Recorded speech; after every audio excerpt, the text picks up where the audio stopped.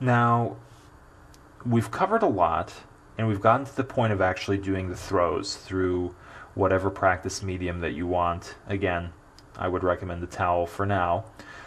But the next thing that we want to kind of keep in mind, again, going exactly in the order that you would do these things in real life, is putting your needle away safely. Again, this may seem like a very small thing, but it's a skill that you definitely want to get under your belt just because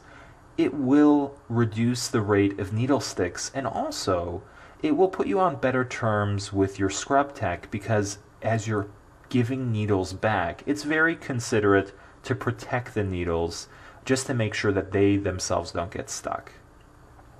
Very basic thing, again, probably something that a lot of people really wouldn't discuss too much at length, but it's a really good skill to have, and it can save you a lot of trouble and get you on good terms with your scrub techs, who are very, very integral parts of the surgery.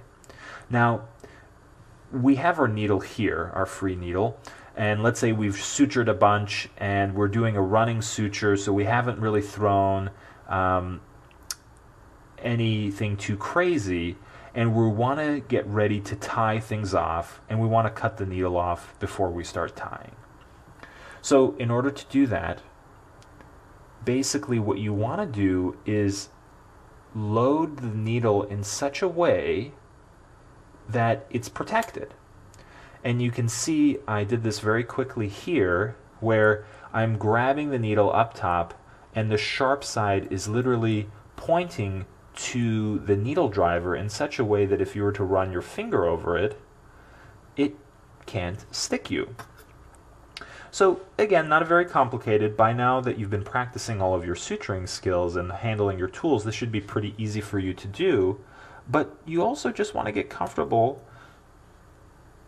going between, let's say, a loaded needle and also one that's been kind of put away securely. So you want to practice doing this motion of bringing the needle back like this in such a way, and you can use your forceps to kind of manipulate it, but in such a way that it's protected. So when, let's say, you cut off the needle and give it back to your scrub tech, it's protected. Or let's say it's your first knot that you're tying, for example, and you want to hand tie it, but you don't want to cut off the needle, but you don't want to drop the needle, you want to keep it protected. It's always easier to just protect it like this, keep it with the needle driver, and then you can set it down, and if you were to pick it up even from the top, you're not going to stick yourself, no one's going to have to change gloves, and even for the sake of you when you're practicing, if you're reusing needles, which I would recommend because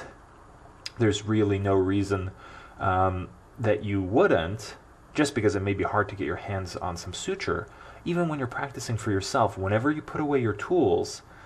you can just store your needles like this, and then you're not going to stick yourself. So it's a very small thing, but it's definitely something to practice and get comfortable with, putting your needles away before you cut them off, before you hand tie.